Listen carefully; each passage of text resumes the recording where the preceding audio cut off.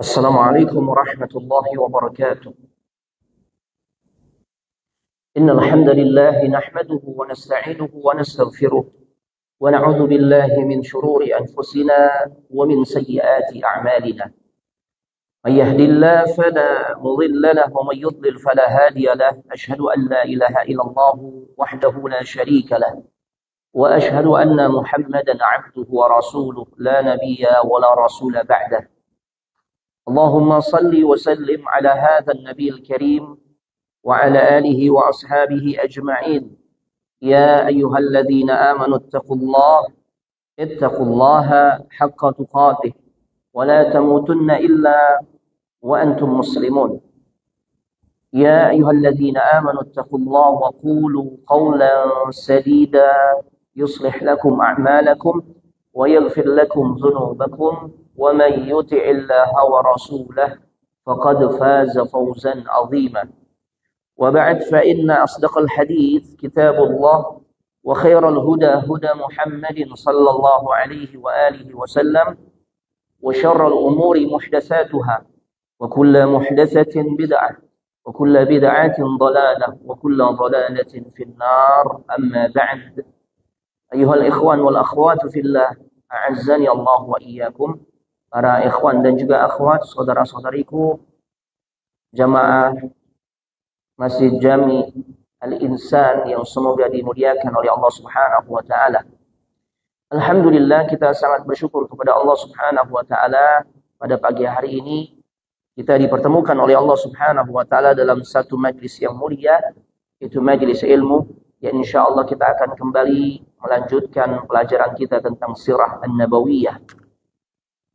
Kami ucapkan terima kasih kepada semua tim yang tergabung dalam Majelis Ta'lim Sahabat Tausiyah beserta DKM Masjid Jami Al-Insan sehingga kegiatan kajian kita ini bisa terselenggara, dan mudah-mudahan semua mendapatkan keberkahan dari Allah Subhanahu wa taala. Begitu juga tidak lupa kepada para jamaah yang hadir di kesempatan pagi hari ini. Baik, Bapak Ibu jamaah sekalian, semoga dimuliakan oleh Allah Subhanahu wa taala. Sebelum kita masuk tema, di dalam rangka saling mengingatkan di dalam perkara-perkara kebaikan, tak terasa kita sekarang sudah memasuki hari ke-11 ya. Di bulan Sya'ban 1445 Hijriah yang juga bertepatan dengan tanggal 21 Februari 2024. Dengan kata lain, nggak sampai 20 hari lagi. Artinya udah tinggal menghitung hari kita akan bertemu dengan bulan suci Ramadan. Ya. Nggak sampai 20 hari lagi kita akan bertemu dengan bulan suci Ramadan. Oleh karenanya sangat tepat jikalau kita semakin semangat untuk berdoa kepada Allah dengan menyampaikan untayan doa yang boleh kita juga baca sebagaimana yang dibaca oleh generasi terbaik umat ini, yaitu para sahabat, yang mereka membacanya, yang mereka sudah menyampaikannya kepada Allah 6 bulan sebelum Ramadan tiba. Kalau kita beberapa hari sebelum Ramadan tiba. Sahabat 6 bulan, setengah tahun sebelum Ramadan tiba berdoa kepada Allah, Allahumma sallimni ila Ramadan. Ya Allah, sampaikanlah diriku ke bulan suci Ramadan. Wa sallim li Ramadan.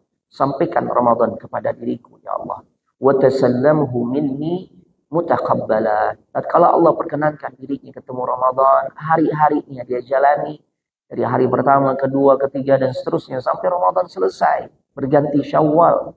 Prestasi ibadah di Ramadan sudah bisa dia lakukan atau telah dia lakukan.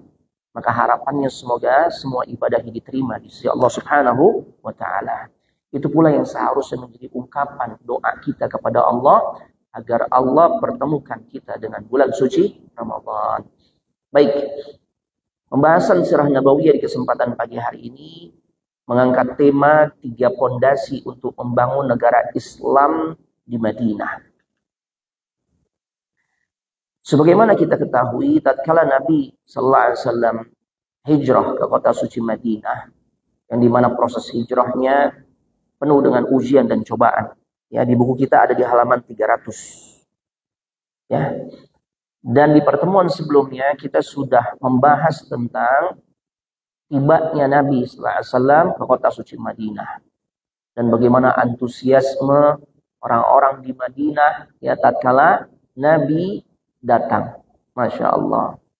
Nah, sesampainya kaum muslimin di kota suci Madinah, khususnya Rasul sallallahu alaihi wasallam tiba di kota suci Madinah, maka ya di sini jelaskan hilanglah segala penderitaan dan kesakitan ya yang mereka alami semasa mereka hidup di kota suci Mekah. Ya, ini sesuatu yang berbeda yang dirasakan oleh kaum muslimin ketika tiba di Madinah, maka sekaligus juga saat itu hilang segala bentuk penderitaan, intimidasi, kezaliman yang dialami oleh Rasul dan juga kaum muslimin saat mereka masih berada di kota suci Mekah.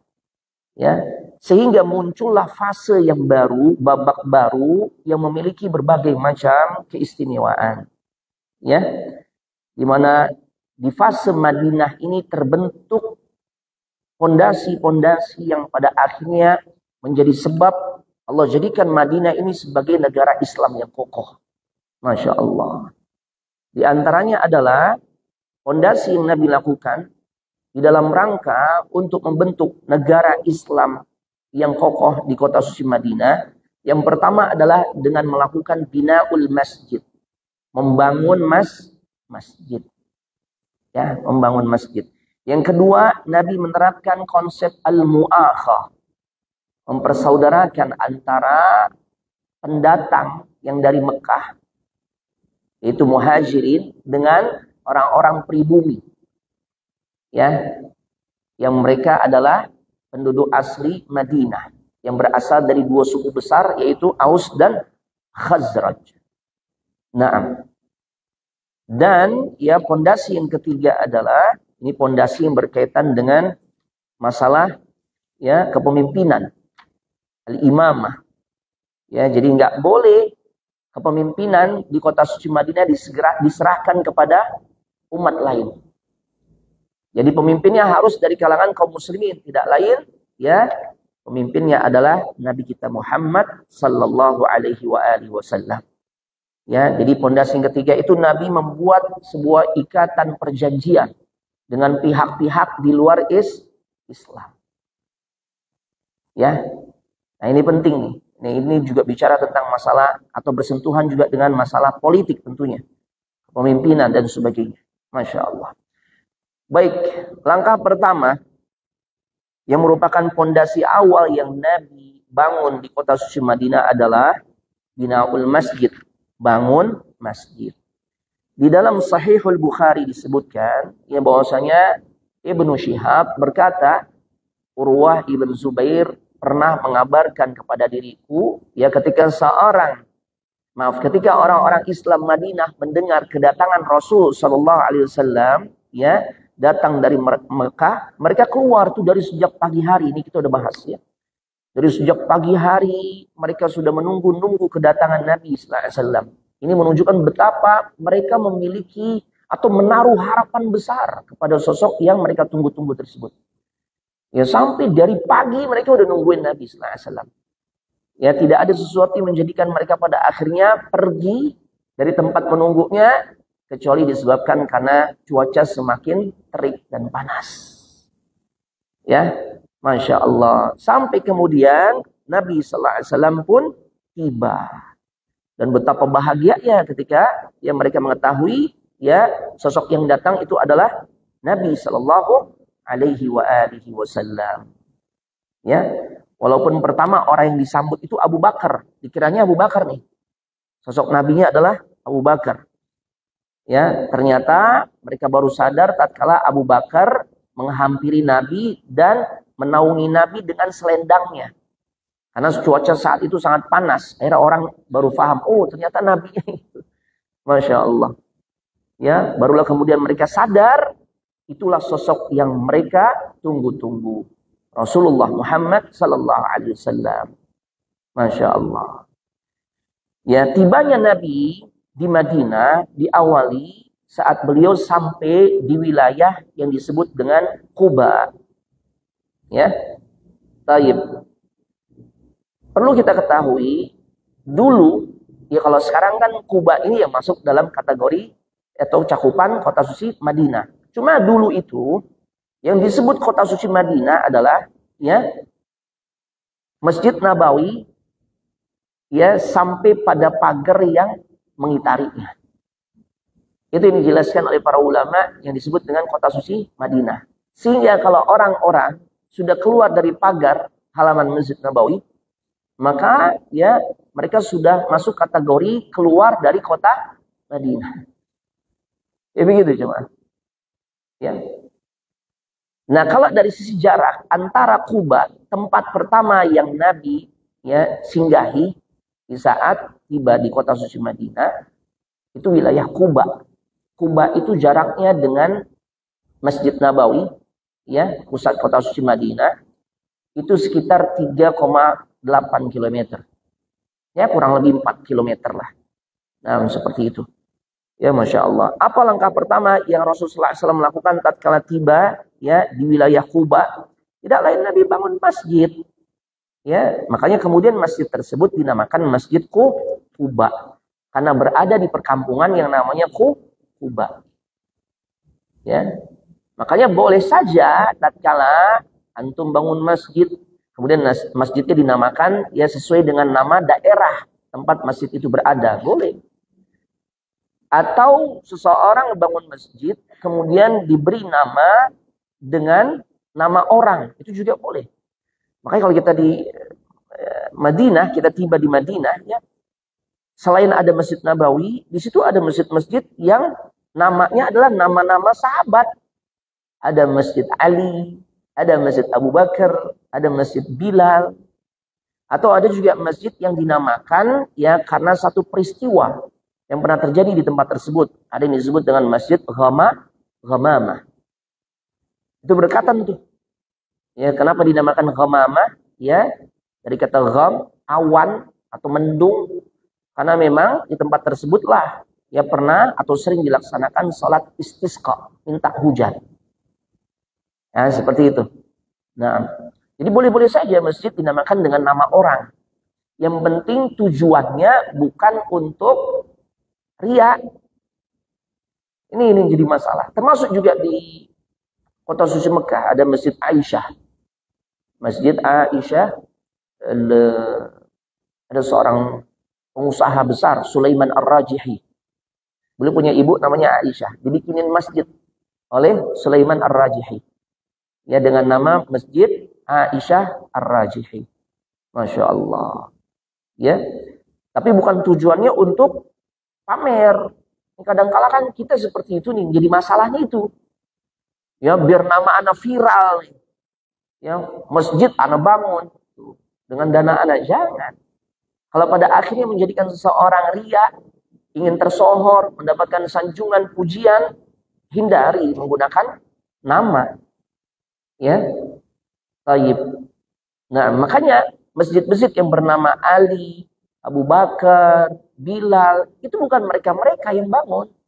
Bukan. Tapi orang-orang zaman sekarang atau orang-orang setelahnya yang sangat menghargai jasa-jasa sosok-sosok yang kemudian namanya itu dijadikan sebagai nama masjid. Termasuk tuh di belakang sisi Masjid Nabawi. Ya, kalau kita orang-orang jamaah Indonesia biasa nginep di hotel-hotel yang ada di kawasan Masjid An-Nabawi, itu 4 baris ke belakang, 4 atau 5 baris ke belakang. Itu ada masjid yang namanya Masjid Bukhari. Masjid Imam Bukhari. Itu bukan Imam Bukhari yang bangun. Tapi ada seorang ya, dia pengusaha, dia sangat cinta, respect banget tuh dengan sosok Imam Bukhari yang jasanya sangat besar buat kaum muslimin. Makanya dibikinin masjid. Ya, jadi bukan dibikinin patung, dibikinin masjid. Ya, kalau kita kan untuk mengenang jasa seseorang, maka kita bikinkan monumennya, patung. Akhirnya melanggar syariat. Nah, kalau orang-orang Arab itu biasanya bangunkan masjid. Masya Allah. Dan Masjid Kuba ini menjadi masjid pertama tuh yang dibangun di dalam Islam. Ya, yang berada di kota suci Madinah. Ya, masjid yang pertama juga tentunya yang Nabi gunakan untuk sholat berjamaah bersama para sahabat. Ya, baik. selama keberadaan Nabi di kota suci Madinah, Nabi itu tinggal ya di perkampungan orang-orang dari Bani Amr ibn Auf. Sebagian ulama katakan 2 pekan atau 14 hari. Terus sebagian mengatakan secara umum belasan hari. Ya, dan aktivitas beliau tatkala ada di Kuba, beliau berada di Kuba, yaitu membangun Masjid Kuba. Masya Allah. Saking berkesannya Nabi dengan Masjid Kuba ini, sampai-sampai ya dalam sebuah riwayat yang sahih dikeluarkan oleh Imam Al-Bukhari, dijelaskan kana Nabi sallallahu alaihi wasallam adalah Nabi kita Muhammad sallallahu alaihi wasallam ya'ti Masjid Kuba. Itu sering banget mendatangi Masjid Kuba. Kullu sabtin, setiap hari Sabtu. Kulla sabtin, setiap hari Sabtu. Ya. Ya kita walaupun nggak bisa di hari Sabtu, paling tidak sering-sering ke Masjid Kuba. Nggak hanya sebatas pada saat ada city tour-nya aja. Kenapa? Karena sekarang dimudahkan oleh pemerintah kerajaan Saudi Arabia. Akses untuk kita bolak-balik ke Kuba. Dan Nabi tiap hari Sabtu itu, ke Kuba itu dalam 2 keadaan. Masyian, amraqiban. Amraqiban. Apakah jalan kaki atau naik kendaraan. Sekarang dibikinin tuh oleh pemerintah kerajaan Saudi Arabia akses. Posisinya kalau antum mau ke Kuba, ya, aksesnya ada trotoarnya besar, bahkan dianggap nih trotoar terbesar di dunia. Dan anak yakin ibu-ibu juga pasti suka nih. Ya, kalau tahu tempat itu. Karena kiri kanannya banyak toko-toko ibu-ibu. Masya Allah. Jadi nggak terasa ya. 4 kilo, kurang lebih 4 kilo nggak terasa tuh. Atau mau naik mobil golf, silakan. 10 real, bolak-balik 20 real.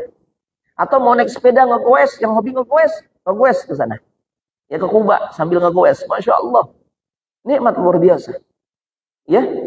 Nah. Ya karena keutamaannya luar biasa. Ya, sampai-sampai Nabi kita Muhammad sallallahu alaihi wasallam beliau mengatakan man ata Masjid Quba. Maaf, man tatahhara fi baitihi, thumma ata Masjid Quba, fa shalla fihi salatan kana lahu ka ajri umrah. Ay kama qala Nabi sallallahu alaihi wasallam. Barang siapa yang dia dari rumahnya, kalau kita jamaah haji atau jamaah umrah dari hotel kita nih. Ya, kita keluar menuju Masjid Quba sudah dalam keadaan bersuci, udah wudu. Kemudian kita datang ke Quba, kita sholat di sana. Sholat apa Ustaz? Terserah. Yang pertama tentu sholat tahiyatul masjid. Kita mau tambah duha atau bertepatan dengan waktu sholat fardu, silakan. Maka nilai sholat kita, kata Nabi, seperti kita melaksanakan umrah. Ya, maka nilai sholat kita di Masjid Quba itu seperti keajri umrah, seperti kita mendapatkan pahala umrah. Ajib, jemaah. Ya. Nah, jadi sangat mungkin boleh jadi kita belum umrah ke Mekah, tapi udah dapat pahalanya. Dengan sebab apa? Kita salat di Masjid Quba. Ya, makanya luar biasa ini masjid. Masya Allah. Sampai-sampai juga ada riwayat yang dikeluarkan oleh Imam Akhrajahul Hakim fil Mustadrak. Dikeluarkan oleh Imam Hakim. Ya, di dalam kitab Mustadraknya. Ya, bahwasanya dijelaskan Nabi Sallallahu Alaihi Wasallam beliau tuh sholat di Masjid Quba 2 rakaat li'an usalliya fi Masjid Quba raka'ataini ahabbu ilayya min an atiya Baitul Maqdis marratain. Masya Allah. Ya, bahwasanya sholat di Masjid Quba 2 rakaat itu jauh lebih beliau sukai dibandingkan beliau mendatangi Baitul Maqdis. Di situ ada Masjid Aqsa sebanyak 2 kali. Masya Allah. Nah, ini menunjukkan keutamaan dari Masjid Quba. Nah, Bapak Ibu jamaah sekalian semoga dimuliakan oleh Allah Subhanahu wa taala. Masjid Quba ini pula yang kemudian Allah mengabadikan penyebutannya di dalam Al-Quran dengan memberikan sanjungan sebagaimana yang ada dalam surah At-Taubah ayat 108. Sebagian mufassirin mengatakan masjid yang dimaksud dalam At-Taubah 108 ini adalah Masjid Quba. La masjidun ussisa 'ala taqwa min awwal yawmin ahaqqu an taquma fihi rijalun yuhibbuna an yatatahharu wallahu yuhibbul mutahhirin. Sesungguhnya kata Allah, masjid yang didirikan atas dasar takwa, ini maksudnya adalah Masjid Quba. Sejak hari pertama, ya, dia lebih patut untuk kamu sholat di dalamnya. Ya, terlebih di dalam masjid tersebut banyak sekali orang-orang yang memang ingin membersihkan dirinya. Nah ini harus kita pahami. Orang datang ke masjid itu diantaranya ya untuk membersihkan dirinya, untuk merasakan kedekatan dengan Allah. Ini sesuatu yang sudah mulai bergeser. Banyak orang datang ke masjid karena ingin posting video atau foto. Karena masjidnya bagus. Karena itu yang sering terjadi ya. Atau dengan kata lain, masjid itu seperti menjadi objek wisata. Zaman sekarang begitu. Ya Allah. Padahal jelas-jelas dalam ayat ini, ya Allah katakan di dalam masjid tersebut, banyak tuh orang-orang yang ingin membersihkan diri, an yatatahharu. Dan sesungguhnya Allah sangat suka kepada orang-orang yang mau membersihkan dirinya. Ya Allah. Ya jadi ini masjid dibangun atas dasar takwa, jemaah. Makanya sangat utama nih Masjid Quba. Kita kan tahunya Masjid Al-Haram, Masjid Nabawi, dan Masjid Al-Aqsa. Benar. Itu memang sangat utama. Tapi bukan berarti nggak ada masjid lain yang juga memiliki keutamaan selain 3 masjid tersebut. Ada, tidak lain adalah Masjid Quba. Ya, kita tahu Masjidil Haram sekali sholat di sana nilainya lebih baik dibandingkan 100.000 kali sholat di tempat lain. Antum bayangkan tuh kalau 100.000 kali sekali kita sholat di Masjidil Haram seperti kita melaksanakan ya 100.000 kali sholat di masjid yang lain. Atau bahkan lebih baik. Kalau 100.000 kali saja, itu kalau kita mau jadikan tahun, berapa tahun tuh kita bisa melaksanakan sholat selama 100.000 kali? Itu sekitar 270 tahunan. Makanya berapapun biaya yang kita keluarkan untuk umrah ataupun haji, sehingga kita punya kesempatan di antaranya sholat di Masjid Al-Haram, itu kecil dibandingkan sesuatu yang akan kita dapatkan. Bayangin jemaah, umur kita rentang 60 sampai 70. Tapi ternyata kita dapat fasilitas tuh. Seperti kita mengerjakan ya 270 tahunan. Sekali sholat aja tuh, satu waktu. Belum lagi ketika itu dilakukan berjamaah, makin bertambah lagi keutamaannya. Ya Allah, luar biasa. Masjid Nabawi 1000 kali, Masjid Al-Aqsa 500 kali. Para ulama menyebutkan ya kenapa masjid-masjid ini memiliki keutamaan yang khusus. Ya, di antara disebutkan atau dijelaskan karena masjid-masjid ini adalah masjid yang dibangun oleh hamba-hamba pilihan Allah. Masjid Al-Haram dibangun oleh Nabi Ibrahim. Masjid An-Nabawi dibangun oleh Nabi kita Muhammad SAW. Masjid Al-Aqsa dibangun oleh Nabi siapa? Sulaiman alaihissalam. Sulaiman. Masya Allah. Ini spesial ya, Pak. Ya, jadi kalau kita mengalap berkah dalam satu perjalanan menuju satu tempat yang kita berharap kita mau dapat berkah, nggak bisa kita dapatkan kecuali di 3 tempat tersebut. Ya, nggak bisa ke Masjid Ampel, ke Masjid Istiqlal, itu sama aja itu sih, nggak ada nilainya, wallahi nggak ada. Makanya Nabi katakan, la tushaddur rihal illa ila 3 masajid. Janganlah kita mengerahkan kemampuan yang luar biasa di dalam perjalanan safar kita untuk berharap dapat keberkahan kecuali ke 3 masjid. Masjid Al-Haram, Masjid Nabawi, dan Masjid Al-Aqsa. Ya, ini penting. Tapi sekarang muncul, anak dapat postingannya, subhanallah, makin rusak. Sekali, bukan sekali, 1 rakaat salat di Masjid Istiqlal itu lebih baik 100.000 kali lebih baik dibandingkan kita salat di Masjid Al-Haram. La haula wala quwwata illa billah. Dapat nih ada postingan itu. Ya. Tokoh sufi yang berpusat di Suryalaya. Ya. Enggak apa-apa, sebut nama biar tahu siapa Gaus namanya. Ya dia tuh statementnya begitu. Ya statement versi apa ya, kaum sufi. Dia mengatakan sekali salat di masjid, satu rakaat bukan sekali, satu rakaat salat di Masjid Istiqlal itu nilainya afdal dibandingkan 100.000 kali kita salat di Masjidil Haram. La ilaha illallah. Ya, rusak agama ini. Ya, kalau kita jadikan petunjuk ya orang-orang yang seperti itu sebagai dasar kita di dalam berkeyakinan. Ya Allah. Kalau nggak salah tarekatnya itu Qadariyah, Naqsyabandiyah. Ya, TKN. Ya, TKN. Ya Allah.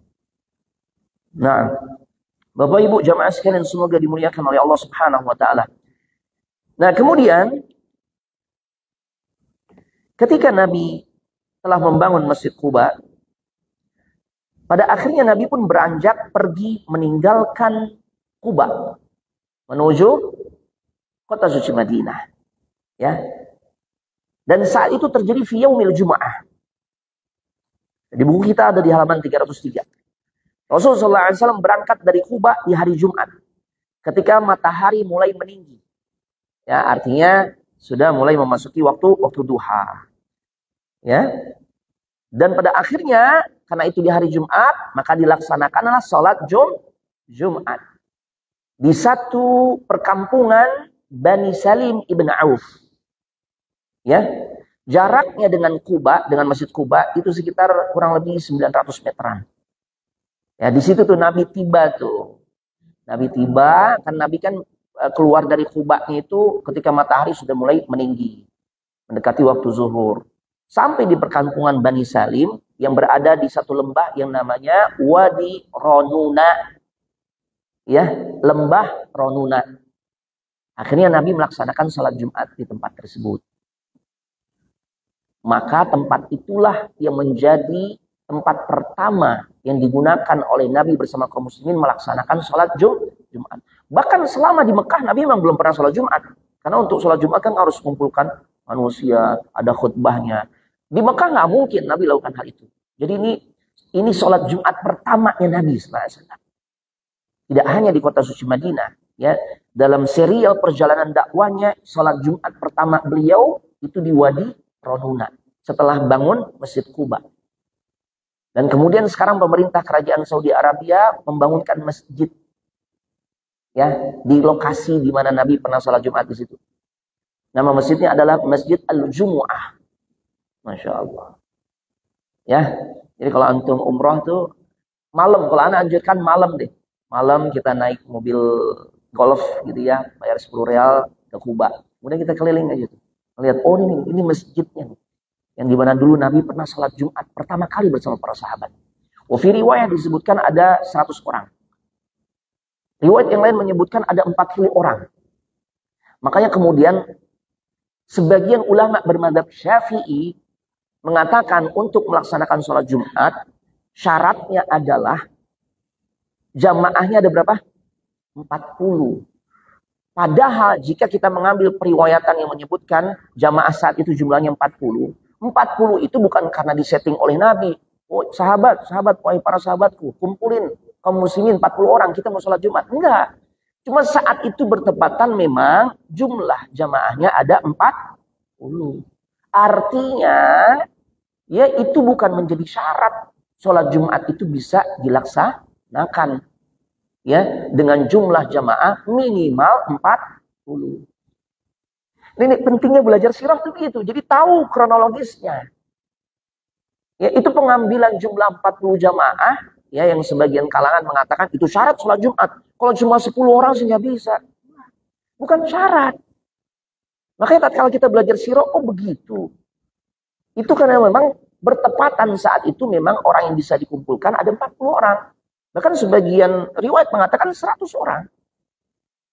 Adapun sholat Jumat bisa ditegakkan, ya syaratnya adalah sama sebagaimana ketika sholat berjamaah bisa juga dilaksanakan. Berarti berapa jamaahnya? 1 sekalipun bisa dilaksanakan. Antum tinggal di negeri kafir misalnya. Rindu banget nih pengen melaksanakan sholat Jumat. Tapi susah untuk mengumpulkan orang sebanyak itu. Komunitasnya nggak banyak. Cuma 5 orang. Ya sudah, laksanakan sholat Jumat.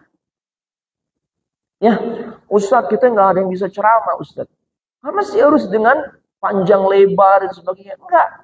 Ya, cukup kita ya memuji Allah, membaca salawat, bersyahadat, bacakan satu ayat, mungkin Al-Ikhlas, satu hadis, selesai.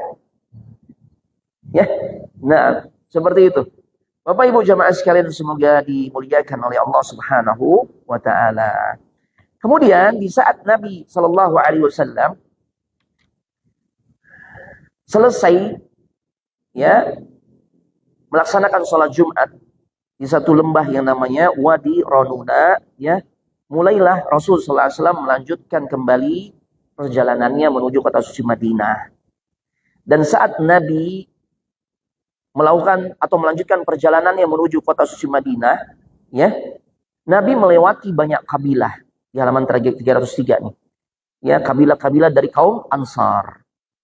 Dan banyak di antara pemuka-pemuka kaumnya ini menemui Nabi dan ngajak Nabi agar ya Nabi sallallahu alaihi wasallam di antaranya mampir ke tempatnya.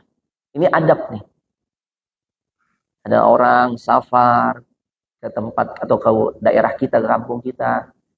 Ya, kalau saat itu kita sedang berkesempatan bisa menemuinya, sambut.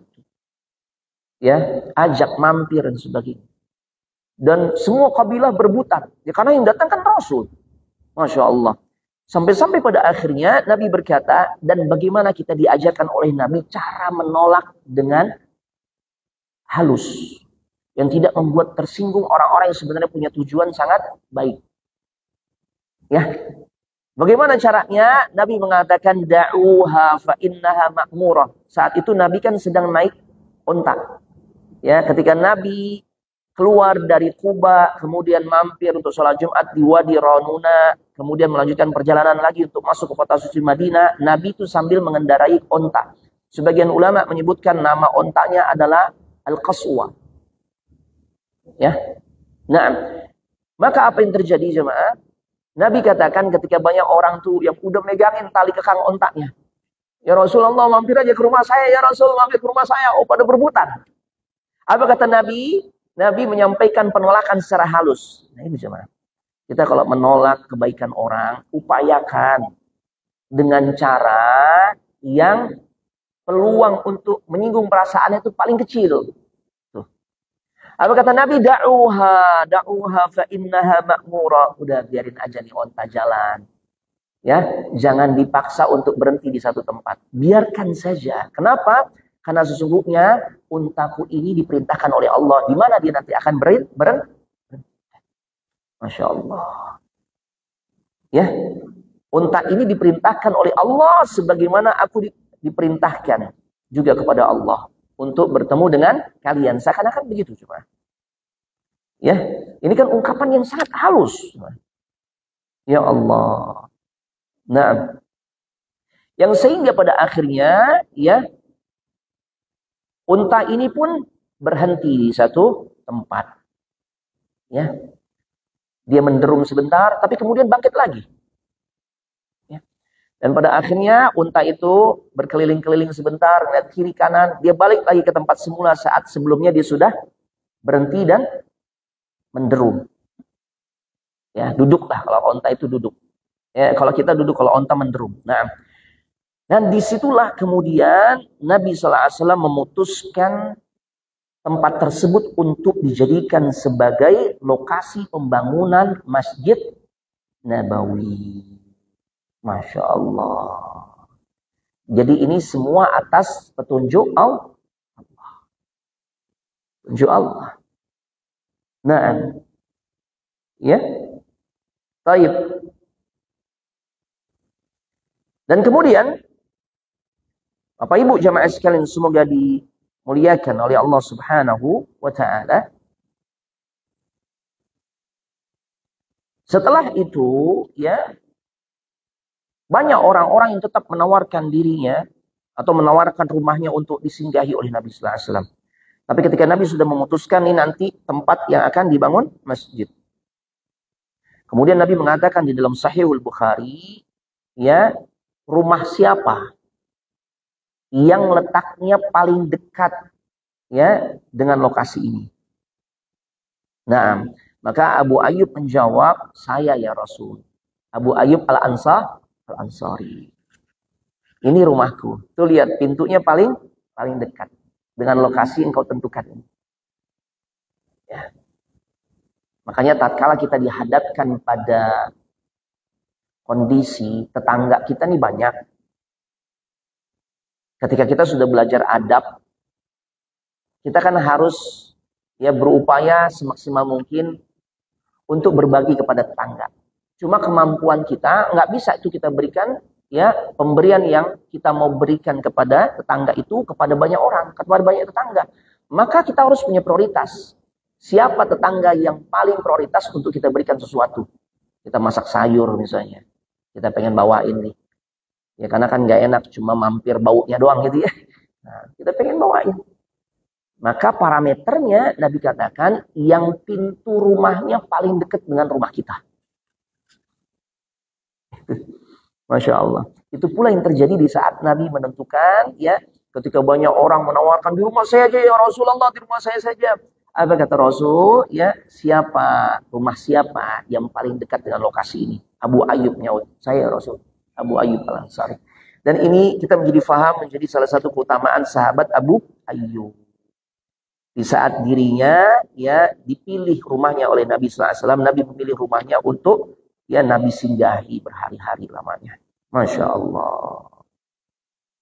Ya, ini sebuah kehormatan.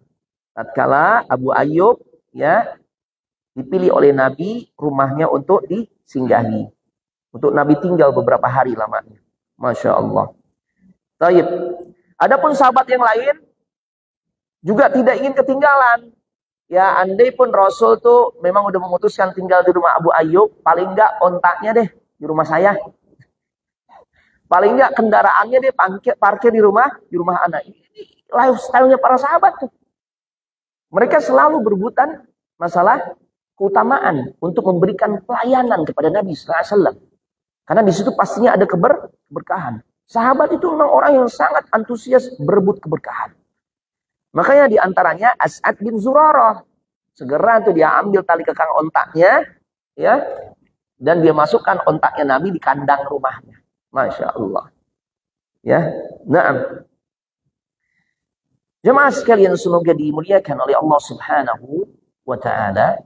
Betapa bahagianya kaum muslimin tatkala kedatangan Nabi sallallahu alaihi wasallam. Itu kaum muslimin yang ada di kota suci Madinah. Masya Allah. Sampai-sampai di buku kita halaman 304. Penduduk Madinah begitu amat sangat bahagia, gembira dengan kedatangan Nabi. Ya, sehingga disebutkan oleh seorang sahabat yang namanya Al-Bara ibn Azib.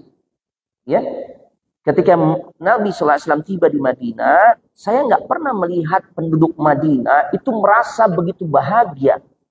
Seperti bahagianya tatkala didatangi oleh Nabi SAW. Masya Allah. Ya, mereka sangat bahagia. Ya, ini luar biasa cuma. Semua ikut berbahagia. Diawali bagaimana kebahagiaan Abu Bakar As-Siddiq tatkala menjadi teman buat dirinya, buat diri Nabi untuk hijrah. Ya. Sampai-sampai Nabi itu melihat bagaimana totalitas Abu Bakar As-Siddiq. Harta beliau berikan, apapun beliau berikan untuk mendukung Nabi sallallahu alaihi wasallam. Untuk menemani Nabi sallallahu alaihi wasallam di dalam proses hijrah. Yang dimana hijrahnya ini mempertaruhkan nyawa, jemaah. Harta diberikan juga. Sampai Nabi pernah mengatakan, ma nafa'ani malu qad ma nafa'ani malu Abu Bakar. Ya Allah, luar biasa.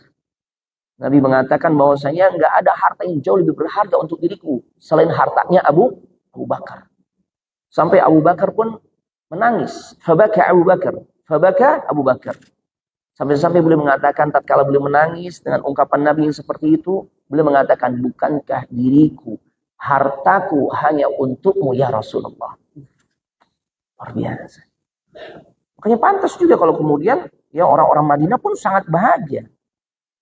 Ya, karena itulah gambaran orang-orang yang beriman tatkala kedatangan Nabi sallallahu alaihi wasallam. Ya. Nah.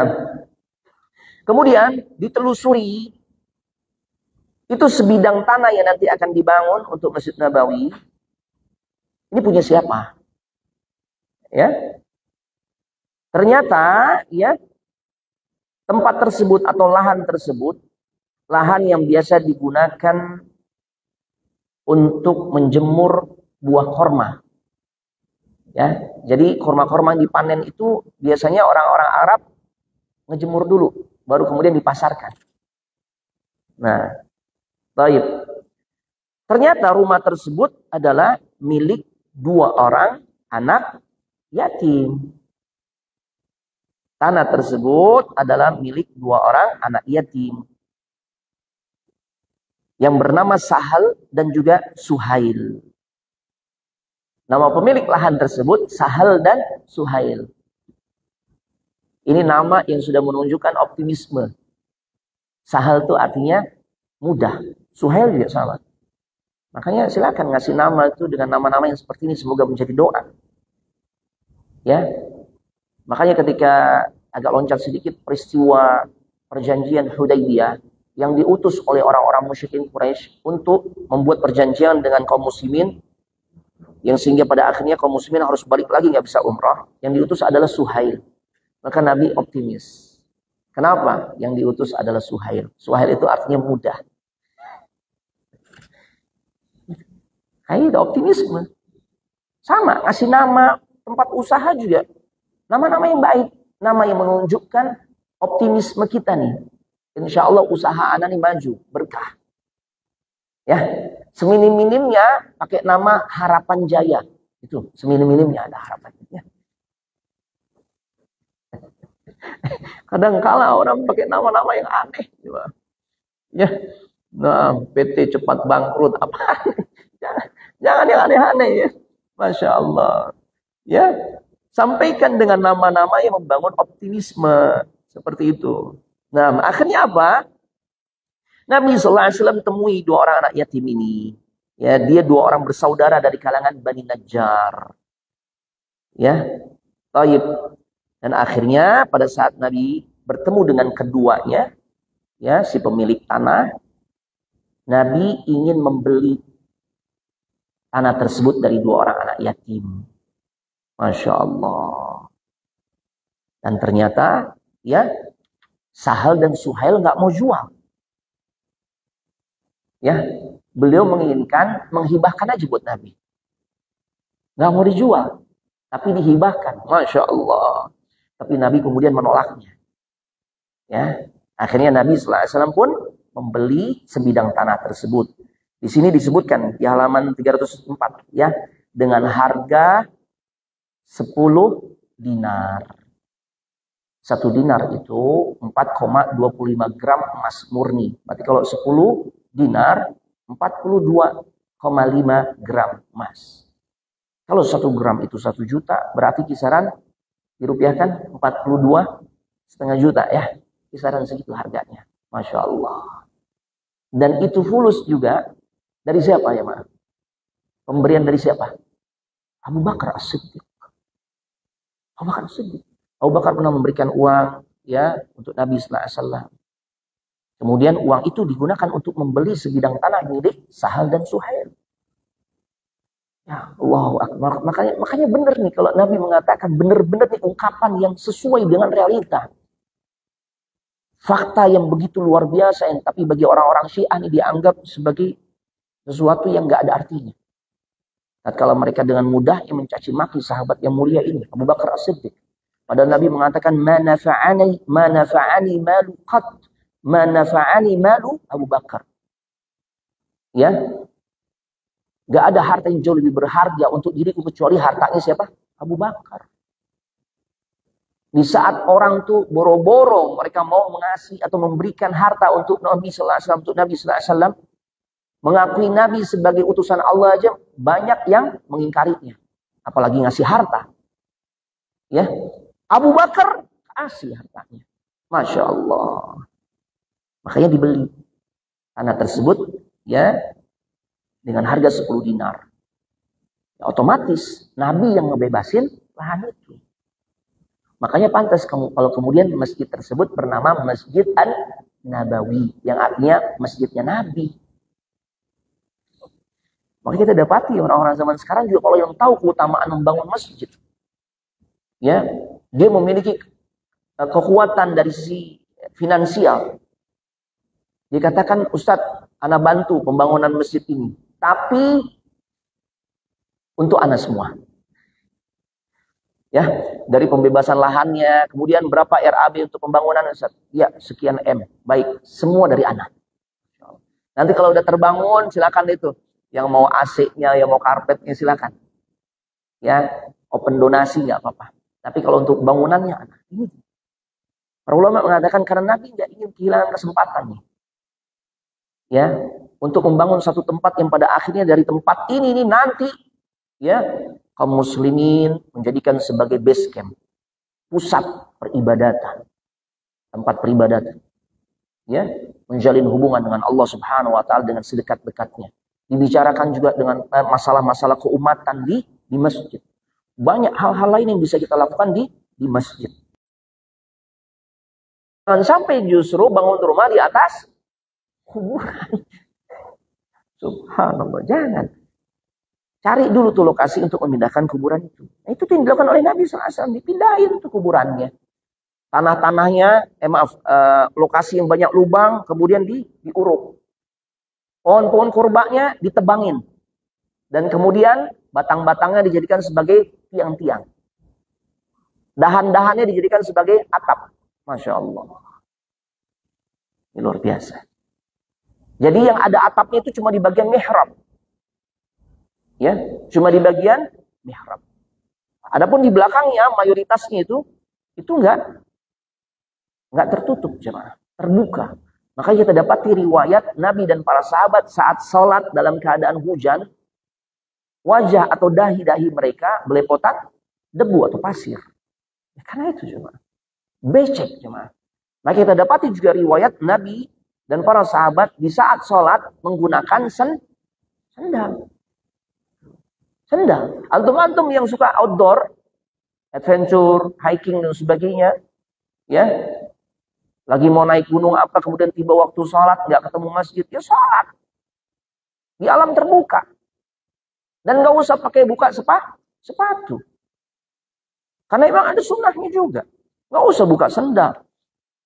Nah, ya, tapi jangan coba-coba kita pakai sepatu di masjid yang ada karpet, jangan. Ya. Makanya menempatkan sunnah harus dengan tepat juga, jemaah. Melaksanakan sunnah ya harus dengan, ya, bijaksana, jemaah. Masya Allah. Nah, ketika membangun Masjid Nabawi, Nabi berkata, "Ubnuhu arishan ka'arishi Musa." Bangun Masjid Nabawi ini seperti tempat berteduh, yaitu seperti tempat berteduhnya Nabi Musa. Ya, makanya di atasnya juga dikasih atap. Ya, karena kalau yang namanya berteduh kan biar, ya, menghasilkan suasana yang nyaman, adem, seperti itu. Masya Allah. Sebagian ulama mengatakan, ya, bahwasanya masjid atau lokasi yang dibebaskan oleh Nabi sallallahu alaihi wasallam itu kurang lebih sekitar 50 kali 50 meter. Berarti sekitar 2.500 meter, jemaah. Ya, kemudian mengalami terus perluasan. Ya, demi perluasan di masa Umar, perluasan di masa Utsman, perluasan terus. Sampai kemudian yang seperti kita lihat sekarang. Ya, perluasan yang terjadi di masa Raja Fahad tahun 80-an. Jadi bangunan yang sekarang kita lihat ini yang begitu megah luas, itu perluasan kalau nggak salah yang ke-7. Ya, yang dilakukan oleh Raja Fahad. Masya Allah. Dan sekarang pun ada perluasan lagi di sebelah kirinya. Sebelah kiri. Bahkan sebelumnya ketika Raja Salman belum naik menjadi raja, itu kan Raja Abdullah. Raja Abdullah sebenarnya sudah menetapkan tuh, udah ada blueprintnya. Hotel-hotel yang ada di belakang Masjid An-Nabawi itu tinggal nunggu waktu untuk dihancurkan. Kenapa? Karena lokasi itu akan dijadikan sebagai lokasi perluasan Masjid Nabawi berikutnya di era Raja Abdullah. Tapi qadarullah beliau wafat, belum sempat realisasi, ganti Raja Salman. Raja Salman ternyata punya kebijakan lain. Ya, beliau hanya melakukan perluasan di sisi sebelah kirinya. Nah, Jadi kalau antum umrah, kemudian tiba di Madinah, ya, antum melihat di sisi sebelah kiri ini ada proyek apa Ustaz? Itu proyek perluasan Masjid Nabawi, tausiah. Ya, tausiah Masjid An-Nabawi. Baik, kita bahas hikmah pelajaran yang bisa kita petik. Ya. Bagaimana respon orang-orang di Madinah tatkala Nabi sallallahu alaihi wasallam datang, itu memperlihatkan kecintaan mereka kepada Nabi sallallahu alaihi wasallam yang begitu besar. Sampai-sampai rela nunggu dari pagi sampai terik matahari. Ya Allah. Baik. Kemudian yang kedua, kalau mungkin kita bertanya, terus kalau kita gimana Ustaz untuk mengekspresikan kecintaan kita kepada Nabi? Kita udah nggak hidup sezaman dengan beliau, beliau udah lama wafat 15 abad yang lalu. Ya, kecintaan kita itu ditunjukkan yaitu dengan mengikuti sunnah-sunnahnya. Melaksanakan apa yang beliau perintahkan, menjauhi apa yang beliau larang. Beliau perintahkan kita yang laki-laki sholat berjamaah di masjid. Itu cinta Nabi. Ya, bukan bikin acara yang Nabi nggak pernah perintahkan, ujung-ujungnya sholat jamaah subuhnya bablas. Karena begadang. Gimana cinta kita ini? Bisa kita tunjukkan, bisa kita buktikan. Kalau justru kita menyelisihi sunnahnya. Padahal buat kita umatnya yang hidup, ya, jauh setelah wafatnya, masa beliau hidup, ya, berarti komitmen kecintaan kita dibuktikan lewat komitmen melaksanakan sunnah. Itu cuma. Kemudian yang kedua, hikmah yang bisa kita petik, keluarnya para sahabat untuk menyambut Nabi, ini merupakan isyarat perintah untuk menyambut orang-orang terpandang, orang-orang besar. Dalam rangka untuk tahriman wa ta'ziman, memuliakan dan menghormatinya. Ya, misalnya kedatangan pemimpin atau orang tua. Nih, orang tua. Ya, udah kedengaran kabar. Orang tua udah ngabarin, insya Allah pekan depan, Rabu depan anak mau datang ya. Masya Allah.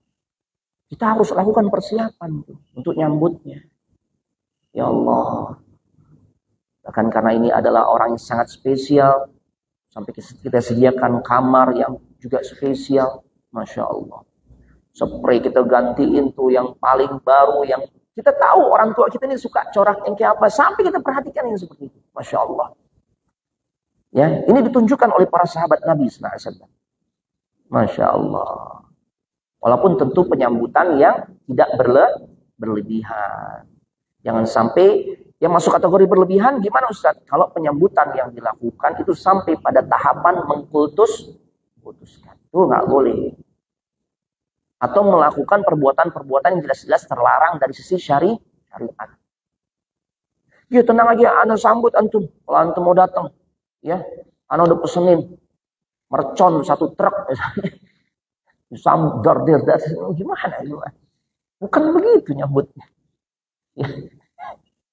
Karena itu tabdzir, ya, membuang-buang harta. Ada pelanggaran di sisi agama. Jadi bukan karena tujuan baik kemudian menghalalkan segala cara. Pelanggaran kemudian menjadi boleh. Tidak. Ini hati-hati nih. Kadang-kala kan orang melakukan pelanggaran atau jatuh pada perbuatan terlarang di dalam agama. Itu dasarnya apa? Karena kan tujuannya baik, Ustaz. Jangan. Tidaklah tujuan baik itu menghalalkan segala cara. Jangan. Ya. Nah, bahkan di sini dibawakan juga sebuah riwayat dari Anas bin Malik. Seorang kakek dia datang ingin ketemu Nabi, maka mereka pun melapangkan jalan untuknya. Ya, artinya karena memuliakan nih orang yang tua mau lewat, tuh dikasih jalan, biar dia nggak sulit untuk melewatinya. Akhirnya Nabi merespon tuh, memberikan apresiasi. Atau memberikan pernyataan, tidak termasuk dari golongan kami orang yang tidak menyayangi yang lebih muda atau anak-anak dan tidak menghormati orang yang lebih tua. Laisa minna ya man lam yarham saghirana wa lam yuwaqqir kabirana. Ya, bukan termasuk dari golongan kami orang-orang yang tidak menyayangi golongan yang lebih muda dan tidak menghormati atau memuliakan yang lebih tua. Ini sesuatu yang sudah mulai hilang di tengah-tengah generasi kaum muslimin, anak-anak zaman sekarang. Makanya ajarin, Pak. Bagaimana sopan santun, cara bicara kepada anak-anak kita saat dia berbicara kepada orang yang lebih tua. Ya, kepada gurunya, kepada orang tua, bibi, paman-pamannya. Yang sopan enak ya. Masya Allah. Diajari tata krama. Kalau ini kan enggak. Ya Allah, anak-anak zaman sekarang nih udah mulai hilang nih sisi-sisi yang seperti ini, Pak. Nilai-nilai yang seperti ini. Ya Allah. Padahal ini sangat penting, Pak. Sangat penting. Ya, bahkan Nabi sallallahu alaihi wasallam dalam sebuah kesempatan mengatakan al-barakatu ma'a akabirihim. Keberkahan itu pada orang-orang tua kalian atau senior-senior kalian. Keberkahan ada di situ. Ya. Ya Allah, makanya ajarkan adab kepada anak-anak kita agar dia punya sopan santun terhadap orang-orang yang lebih tua. Masya Allah. Ya. Baik. Nah, ya poin ketiga, ketika Rasulullah SAW tahu kedatangan Rasul, sahabat tahu kedatangan Rasul ke Madinah, mereka keluar, mereka sambut, ya, dan diiringi dengan pekikan suara takbir. Allahu Akbar, Allahu Akbar. Ungkapan al-farah, rasa bahagia, rasa happy, senang. Ya. Sebagian ulama mengatakan ini sangat dianjurkan, mustahab. Tatkala dalam suasana gembira, ya, merasakan kekaguman, mereka sambil bertakbir, mengagungkan Allah, Allahu Akbar. Atau bertasbih, Subhanallah. Atau takbir tasbih ini juga dispesifikkan lagi bisa kita terapkan di saat para sahabat berkata, jika kami idza sa'adna melewati tempat yang agak naik, menanjak, maka fakabbarna, kami bertakbir. Ya, antum ke puncak lagi berangkat nih menuju puncak atas, puncak pas, kan lagi banyak naik tuh jalurnya. Allahu Akbar, Allahu Akbar, Allahu Akbar. Ya, sambil ajarkan anak-anak kita. Ya. Allahu Akbar, Allahu Akbar. Kenapa Bi kok takbir? Iya begitu, nak. Karena memang Nabi ajarkan kita kalau lagi naik, para sahabat tuh bertakbir. Kita takbir. Masya Allah. Ya, karena masa-masa ketika anak kita kecil itu masa yang insya Allah masih sangat mudah untuk kita tanamkan nilai-nilai keislaman. Masya Allah. Dan kalau jalan menurun, maka fasabbahna, kata sahabat. Kami bertasbih. Subhanallah, subhanallah. Kalau mau landing kita subhanallah, take off, Allahu Akbar. Naik lift, tuh. Naik, Allahu Akbar. Turun, subhanallah. Ketika Rasulullah SAW sampai di Kuba, beliau singgah di rumah Kulsum ibn Hadam.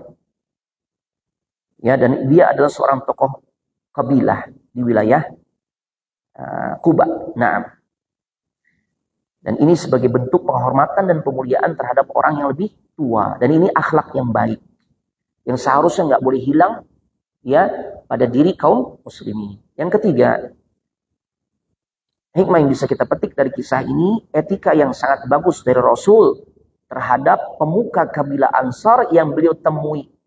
Yang beliau temui ketika dalam perjalanan antara Kuba dan Madinah. Nah, di mana mereka tuh mempersilahkan Nabi untuk singgah. Artinya mereka sangat ramah kepada Nabi sallallahu alaihi wasallam. Sangat memuliakan Nabi sallallahu alaihi wasallam. Dan Nabi pun menolaknya dengan cara halus. Ini Anda sudah sampaikan tadi ya. Kata Rasul, da'hu, ay da'uhu, fa innaha ma'murah. Ya, biarkan ontakku ini jalan. Karena sungguhnya dia diperintahkan oleh Allah kapan dia harus berhenti. Masya Allah. Ini menunjukkan wa innaka la'ala khuluqin azim. Dan sesungguhnya engkau ya Muhammad itu benar-benar berada di atas akhlak yang paling luhur. Ya Allah. Nah. Kemudian hikmah yang keenam, kita dapat mengetahui tentang keutamaan sahabat yang bernama Abu Ayyub Al-Ansari. Ya, Abu Ayyub Al-Ansari. Ya Allah. Bahkan ada kisah tatkala Abu Ayyub memberikan tumpangan rumahnya untuk Nabi nginep di dalamnya. Ya, Nabi nginep di rumahnya Abu Ayyub. Ternyata Abu Ayyub rumahnya kan 2 lantai. Rasul maunya tinggal di bawah. Abu Ayyub bersama istrinya di lantai 2. Satu malam Abu Ayyub nggak bisa tidur. Ini gimana nih, masa Rasulullah di bawah, kita di atas. Ya Allah, akhirnya Abu Ayyub turun ke bawah minta kepada Rasul, Rasul engkau yang di atas, saya yang di bawah. Masya Allah. Ya, apa kata Rasul? Enggak, sudah di sini saja. Agar saya lebih mudah nanti kalau ada tamu, sahabat yang ingin bertemu dengannya. Kalau di bawah kan lebih mudah ya. Nah, tapi kemudian Abu Ayyub merasa terus resah, sulit untuk tidur. Sampai ada kejadian tatkala saat beliau di atas, sedang berada di atas lantai 2, tidak sengaja kesenggol wadah air sehingga tetesannya sampai turun ke bawah. Akhirnya ngebujuk-bujuk terus Abu Ayyub kepada Nabi, dan pada akhirnya Nabi pun mau naik ke atas. Ini jemaah, ini menunjukkan betapa Rasulullah SAW itu mendapatkan ya pelayanan yang terbaik dari Abu Ayyub. Abu Ayyub nggak mau setengah-setengah. Ya, Masya Allah. Di dalam melayani Nabi SAW.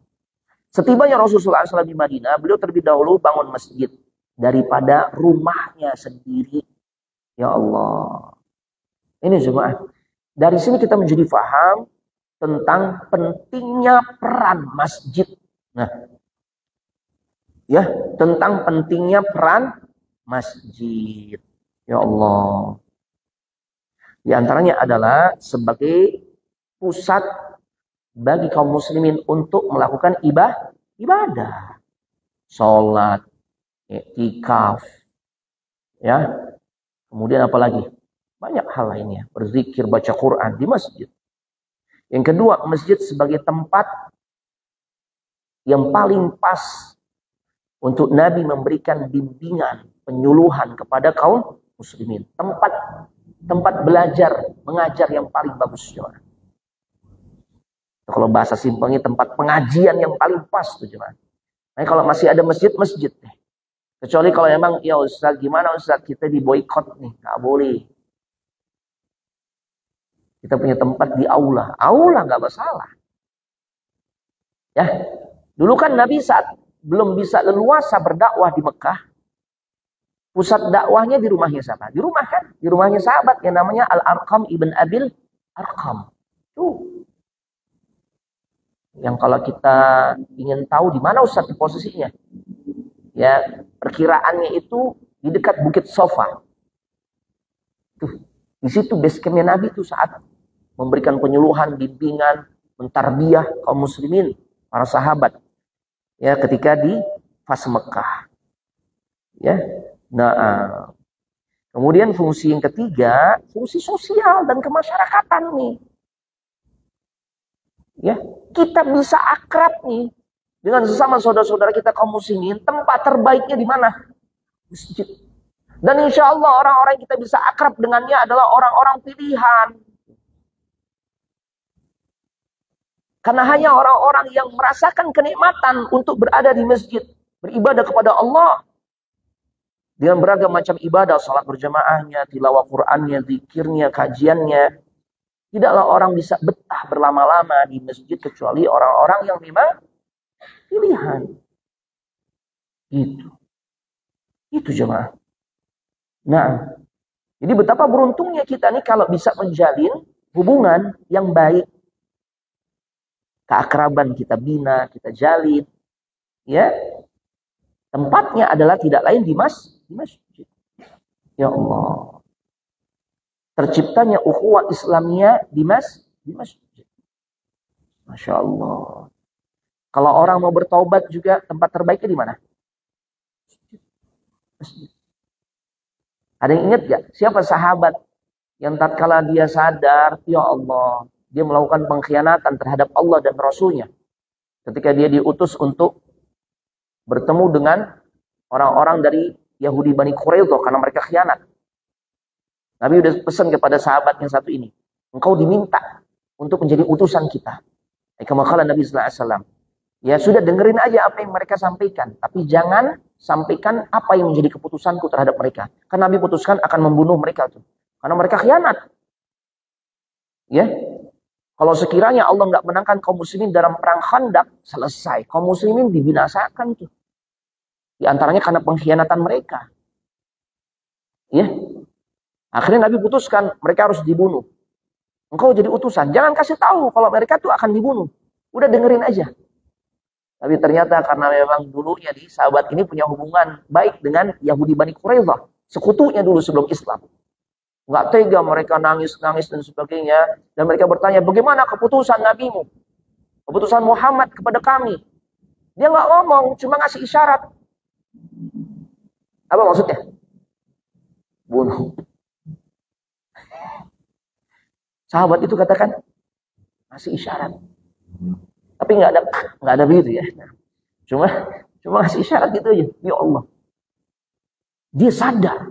Dia telah berkhianat kepada Nabi. Akhirnya apa yang dia lakukan? Datang ke mana? Ke masjid. Dia ikat tangannya. Dia minta istrinya untuk mengikat tangannya di tiang Masjid Nabawi. Makanya sampai sekarang tiang itu masih ada. Nama tiangnya tiang Abu Lubabah. Ya Allah, 6 hari itu. Dibukanya pada saat beliau mau sholat. Baru dibukain sama istrinya. Ntar ikat lagi. Di masjid. Masjid di tempatnya Masya Allah luar biasa. Beragam macam fungsi sosial kemasyarakatan. Kecuali niaga. Jangan.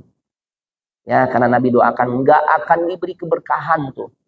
Orang yang melakukan transaksi jual beli di masjid. Makanya hati-hati. Kita kan sekarang dimudahkan untuk bertransaksi lewat online. Milih barang. Di masjid sambil ngadem. Ya Allah. Udah gitu check out lagi. La haula wala quwwata illa billah. Jangan, nggak boleh. Ya. Atau ada orang nawar sama kita nih, produk kita. Ntar ya, ana lagi di masjid. Gitu. Bilangin aja. Ya. Nah. Jangan kita justru posting lagi promo di masjid. La haula wala quwwata illa billah. Itu didoain nggak dapat keberkahan. Yang doain adalah Nabi sallallahu alaihi wasallam. Ya, jadi jangan lakukan itu. Kemudian pentingnya salat berjamaah di masjid. Ya, makanya Rasul nggak nunda-nunda urusan pembangunan masjid. Makanya Bapak Ibu, kalau Bapak Ibu sedang cari rumah, parameter utama sebelum memutuskan, oh ya kita mau tinggal di situ. Itu lihat dulu, itu lingkungan komplek rumah yang kita sedang cari tahu infonya, ada masjidnya gak? Anak pernah, anak ngisi di daerah Kebonjeruk ini termasuk perumahan mewah. Ya. Disuruh ngisi kajian tempat itu. Anak lihat, Masya Allah, perumahan bagus. Tapi kajiannya di clubhouse.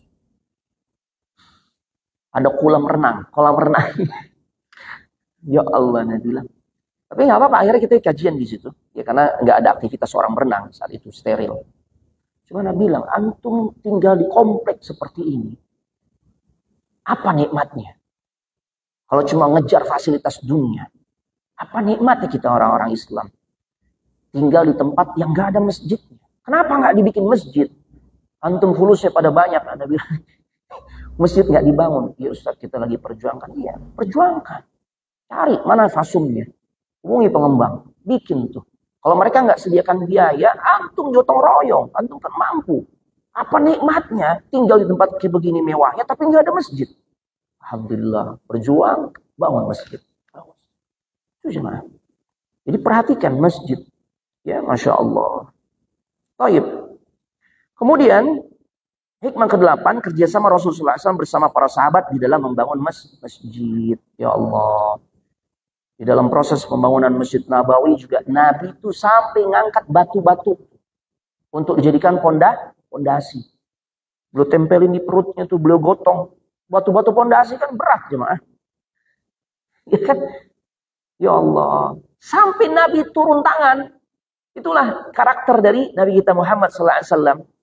Ya, pemimpin yang benar-benar menyatu, membaur, merakyat. Subhanallah. Ini luar biasa jemaah rahimanallah wa iyyakum. Ya. Kemudian kerjasama Rasulullah SAW bersama para sahabat di dalam masjid ini menggambarkan teladan yang baik dalam setiap aktivitas kerja. Tuh, jadi semua ikut turun, ya, memiliki kontribusi di dalam perkara-perkara kebaikan. Jangan ngebosin, jangan. Ala kan pimpinan Ustaz, tinggal nunggu laporan aja atau tunjuk-tunjuk ente sana. Nabi nggak begitu cuma. Sama, gali khandak 5 km, kedalaman 4 meter, lebar 4 meter, panjang 5 kilo. Harus diselesaikan ya selama kurang lebih 2 pekan. Karena kalau udah lebih dari 2 pekan dikhawatirkan, di sebagian ulama sebutkan 2 pekan, pasukan dari Mekah dan kabilah-kabilah yang tergabung dalam ya perang Ahzab itu 10.000 orang akan udah tiba di Madinah. Nggak manfaat lagi tuh khandak. Nabi turut gali parit. Sampai-sampai banyak sahabat di antara Bara bin Azib cerita, ya, itu terjadi di musim dingin kota suci Madinah. Ya Allah, yang bisa nembus sampai tulang itu rasa dingin. Kekurangan bahan makan. Ya, sehingga untuk menghadapi kondisi yang seperti itu kita kelaparan, sehingga apa yang harus dilakukan? Kita ngeganjel perut-perut kita dengan satu batu. Ternyata kami lihat Nabi juga mengganjal perutnya dengan batu, bahkan 2 batu. Artinya Nabi kondisinya lebih lapar. Masya Allah. Ya, luar biasa. Nabi kita Muhammad SAW. Fondasi kedua yang dibangun oleh Nabi SAW atau yang disiapkan oleh Nabi SAW ya untuk membangun negara Islam di Madinah, yaitu al-mu'akhad. Menjalin tali persaudaraan antara muhajirin dan ansar. Kita misalnya tinggal di satu komplek. Ya jangan cuma komunitas orang-orang komplek aja yang kita bisa akrab di dalamnya. Orang-orang luar komplek persilahkan untuk juga ikut kajian di tempat, ya di masjid komplek kita. Begitu jemaah. Agar kita nggak eksklusif dan sebagainya. Agar terasa nikmatnya persaudaraan antara sesama kaum muslimin. Yang tidak tersekat karena batasan di komplek, di luar komplek. Semua kita saudara jemaah. Luar biasa. Ya, Masya Allah. Ini yang dilakukan oleh Nabi SAW. Ya karena kan memang kondisinya di Madinah tuh, yang mendiami Madinah itu ada 2 corak. Ya, penduduk pendatang dan penduduk pribumi. Potensi konfliknya gede gak? Gede. Bagaimana kejadian di Madura? Itu konflik pribumi dan pendatang gak? Ya kan? Bukan di Madura, di Kalimantan dulu ya. Konflik antara orang-orang Dayak dengan Madura. Itu pendatang dan pribumi. Waktu di Sambas dan sebagainya. Itu potensi konfliknya gede ya. Nabi jeli, Nabi cerdas. Melihat situasi yang memang rawan konflik. Makanya langkah awalnya apa? Persaudarakan dulu. Bagaimana bisa membangun sebuah negara yang kokoh. Yang bisa diperhitungkan. Ya di dalam percaturan perpolitikan dunia. Kalau memang ya dari dalamnya sendiri pun keropos, terjadi ya konflik dan sebagainya, nggak bisa. Makanya Nabi bangun dari konsep awalnya dulu. Persatuannya dikuatkan, jemaah. Karena potensinya sangat besar terjadi konflik. Ya, pendatang sama pribumi. Allahu Akbar. Ya, Nabi persaudarakan. Dan sebenarnya mempersaudarakan antara sama kaum muslimin itu Nabi sudah lakukan ketika di fase Mekah. Ya. Az-Zubair ibn al-Awwam dipersaudarakan dengan Abdullah ibn Mas'ud. Tuh. Atau Talha dengan juga Zubair pernah juga dipersaudarakan. Fase persaudaraan atau mempersaudarakan yang keduanya di Madinah. Muhajirin Ansar. Ya, kisah masyhur Sa'ad bin Rabi dipersaudarakan dengan Abdurrahman bin Auf, dan Nabi Nabi jeli di dalam mempersaudarakan antara sahabat Ansar dan Muhajirin. Mana orang-orang yang tepat tuh Nabi faham. Kenapa Abdurrahman bin Auf dipersaudarakan dengan Sa'ad bin Rabi? Karena ini satu frekuensi. Orang sekarang bilang begitu. Biar nyambung. Abdurrahman bin Auf pengusaha. Sa'ad bin Rabi konglomerat Madinah, orang terkaya di Madinah. Ya. Aksarul ansar malan. Aku adalah orang Ansar yang paling kaya. Kata siapa? Sa'ad bin Rabi. Dipersaudarakannya dengan Abdurrahman bin Auf. Yang juga sebenarnya orang kaya juga. Di Mekah, saudagar. Cuma, ya saat ke Madinah hartanya ditahan. Jatuh miskin. Tapi basicnya sama-sama kaya. Sefrekuensi ya, sefrekuensi. Kalau anak sekarang bilang apa? Satu circle. Iya. Nyambung. Tatkala mereka itu dipersaudarakan, nyambung. Ya. Sama-sama pedagang. Wibawanya juga terus level. Nyambung jemaah. Ini cerdasnya Nabi sallallahu alaihi wasallam. Ya Allah, Abdurrahman bin Auf. Luar biasa. Sampai-sampai beliau pernah berkata, saking Allah berikan karunia kepadaku, dunia seakan-akan berada dalam genggamannya.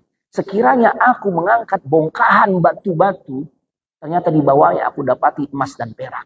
Apa aja yang beliau lakukan, bisnis apapun yang beliau rintis, berhasil. Allahu Akbar. Abdurrahman bin Auf. Masya Allah. Dipersaudarakan dengan Sa'ad ibn Rabi.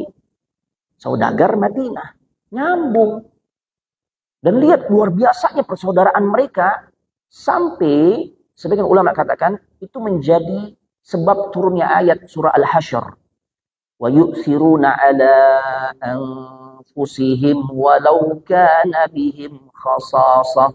Gaya hidupnya orang-orang Ansar, mereka sangat memprioritaskan kepentingan orang-orang Muhajirin di atas kepentingan mereka sendiri, walaupun sebenarnya mereka tuh butuh.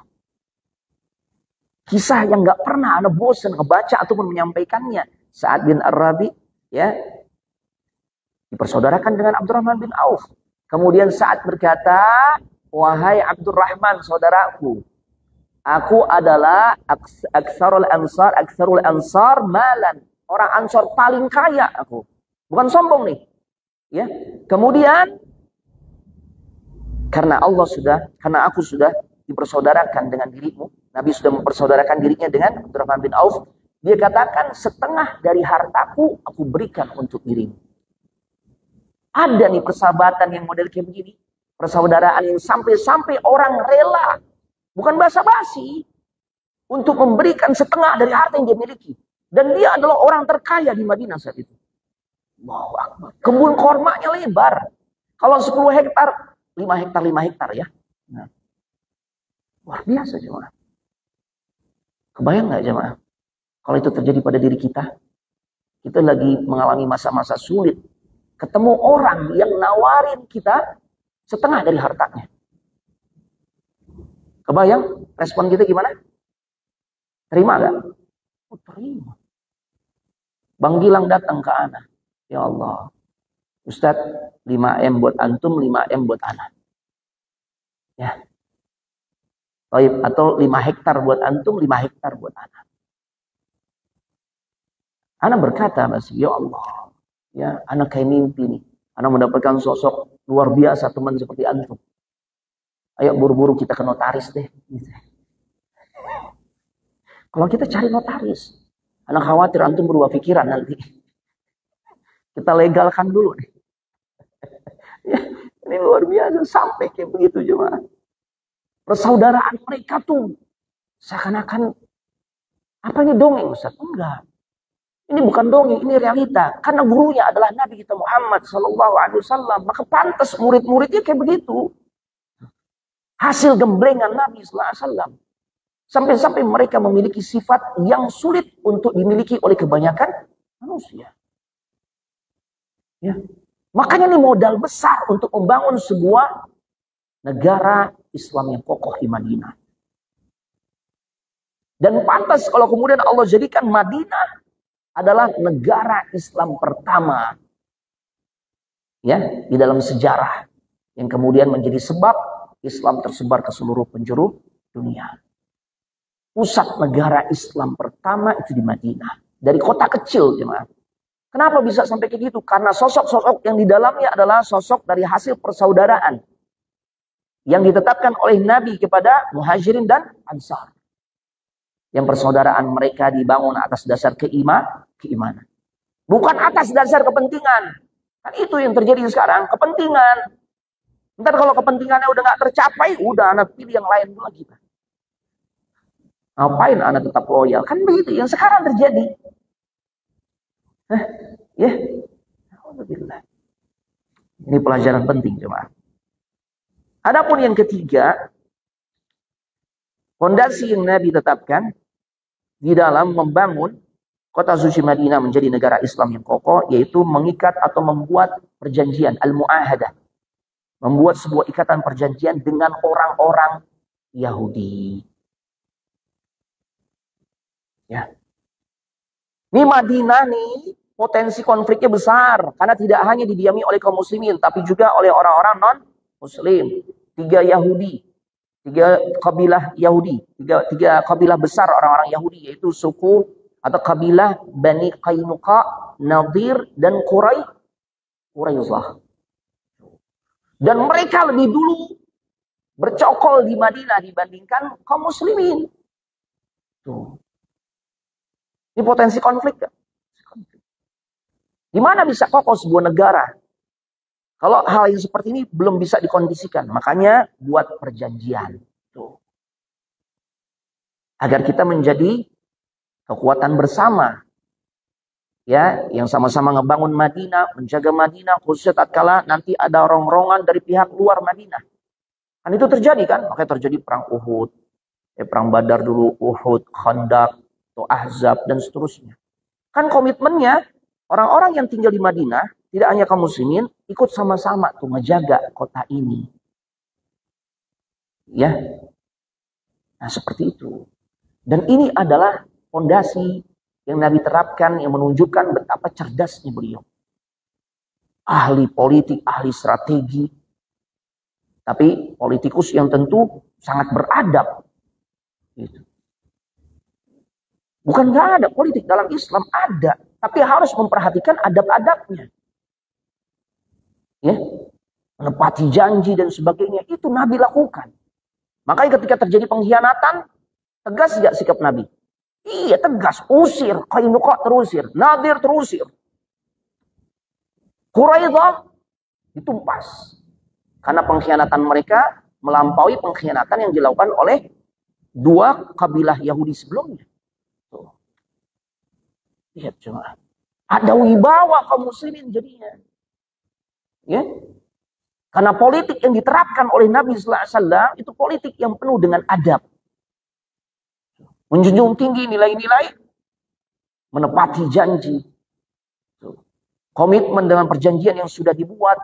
Karena al-muslimuna ala syurutihim. Muslim yang baik itu yang menepati janji akad yang sudah dibuat. Itu jemaah. Luar biasa. Makanya pantas kalau kemudian wilayah yang kecil di Madinah menjadi pusat peradaban pertama bagi kaum muslimin sehingga meraih kejayaan yang luar biasa, menaklukkan dunia dari situ juga. Dan kemurnian Islam pun di akhir zaman itu akan kembali ke Madinah. Sebagaimana ular yang kembali ke sarangnya. Ini dikatakan begitu. Makanya kita kalau datang ke Madinah, Allahu Akbar. Luar biasa, kedamaian, kenikmatan kita rasakan. Ya Allah. Yang tatkala kita berpisah tuh terasa ada sesuatu yang hilang. Ya berat tuh suasananya. Karena Madinah luar biasa. Kota yang sangat dicintai oleh Nabi sallallahu alaihi wasallam. Jadi tiga pondasi itu tuh yang diterapkan oleh Nabi sallallahu alaihi wasallam. Bangun masjid, kemudian menerapkan konsep persaudaraan, mengokohkan persaudaraan. Yang ketiga, membuat ikatan perjanjian. Dan luar biasa ya Nabi tatkala membuat poin-poin perjanjian diantaranya adalah bagaimana agar masalah kepemimpinan, ini masalah vital, tidaklah diserahkan kepada orang lain kecuali ya kepemimpinan tersebut diberikan kepada siapa? Kaum muslimin, yaitu Nabi sallallahu alaihi wasallam sebagai pemimpinnya. Sehingga nggak memberi peluang untuk kekuatan-kekuatan lain untuk mengambil alih. Tapi dengan cara yang beradab. Tuh. Ya, na'am, barakallahu fikum. Ini bisa Anda sampaikan.